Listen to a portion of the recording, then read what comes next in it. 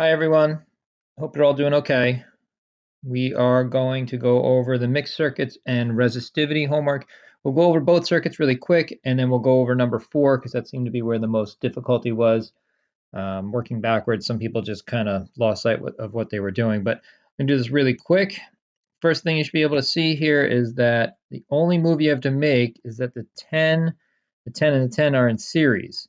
The wrong move to make is to say that these are in parallel just because they're across from each other. When things are in parallel, that means that the current splits into them and into them only. But when the current splits here, it doesn't just go to these two.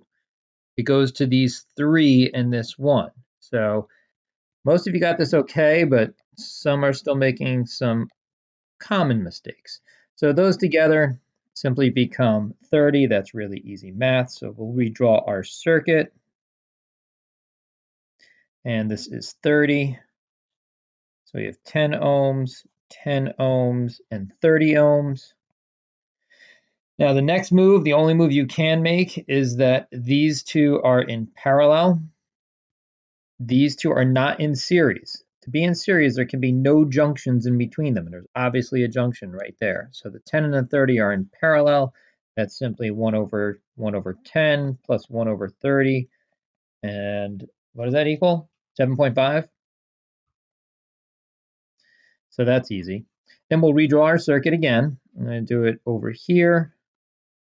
So now we have a 10 and a 7.5 ohms. And yes, there was a misprint in the solutions. I mistyped and hit 2 instead of 1. It should be 17, but most of you figured that out. So this is 17.5 ohms. And we know that the voltage is 70 volts. Our next step is to get the current coming from the source. So I coming from the source is the voltage over the source over R equivalent. So it's 70 volts over 17.5 ohms gives us 4 amps. So now we know that the current is 4 amps and the voltage on this resistor is 70 volts. Time to start working backwards on our pictures. When we went from this circuit to this circuit, we combined the 10 and the 7.5 in series to become the 17.5. In series, current is the same. So literally take the current from the 17.5 and simply write it next to each of these. 4 amps, 4 amps. We can then quickly solve for voltage using V equals IR. That's 40 volts and 30 volts. So the 10 up here is one of our original resistors. So that one's done. Now, when we went from our second circuit to the third one here, we combined the 10 and the 30 in parallel to become the 7.5. Now, parallel, voltage is the same. So the voltage is on the 7.5 is the voltage on the 10 and the 30. So simply write 30 volts, 30 volts. Once we have that, we can get our current, which would just be 3 amps and 1 amp. The 10 on the left is one of our original resistors. It's done. And finally, when we went from our first circuit to our second, we combined the 3 on the end here in series to become the 30 here. In series, the current is the same. So whatever's true for the 30 is true for each of these. So this is 1 amp, 1 amp, 1 amp. And then you can find the voltage on each, which would be 10 volts, 10 volts, and 10 volts. These are each original resistors, so you can put that information in your chart, and you're all done. And now we will move on to the second one. So for number 2, we have a couple moves we can make right away. The 10 and the 10 here are in parallel, as are the 10 and the 10 here. Again, the current splits at a junction, goes to this 10 and that 10, and rejoins. It doesn't touch anything else in between. That's how we know they're in parallel. So quick math is just 1 over 10 plus 1 over 10, which is going to be 5 ohms. You can do them both at the same time, and then, yeah, you should redraw the circuit. So I'm going to redraw it here. We have a 5, and a 10. 5 ohms, 5 ohms, 5, oops, 10. Let's try that again. The right number, 10 ohms. And then it should be clear that these three here are in series with each other, which is just adding. So this becomes 20 ohms. And we know that the voltage source is 100 volts, which means the voltage on this resistor is 100 volts. And then you're supposed to find the current coming out of the source. So current from the source is the voltage of the source divided by the R equivalent. So basically it's going to be 5 amps. And we can write that next to our resistor. And now it's time to start working backwards. When we went from this circuit to this one, we combined the 5, 5, and the 10 in series to become 20. In series, current's the same. So whatever's true for the 20 is true for the 5, 5, and the 10.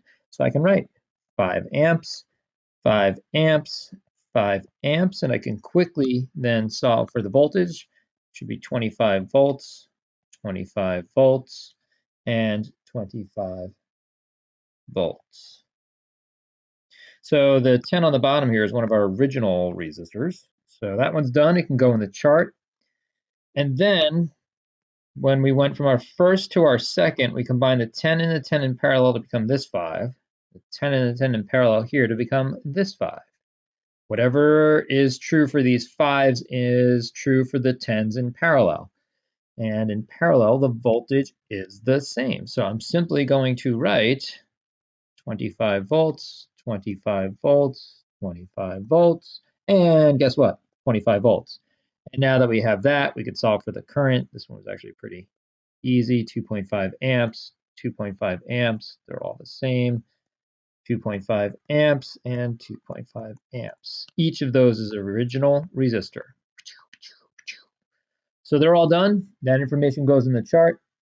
And now we can move on to number 4, which is for some reason the one that gave people trouble. Just completely misread the question or didn't know what to do. It's the same as number 3, as you'll see.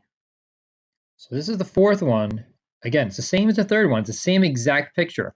Some people misread this and said that 14 ohms is the resistance of 2 wires, which makes no sense. It's the same steps. You need to get resistance. Some of you solve for current first. You can do that if you want. I wouldn't even waste time.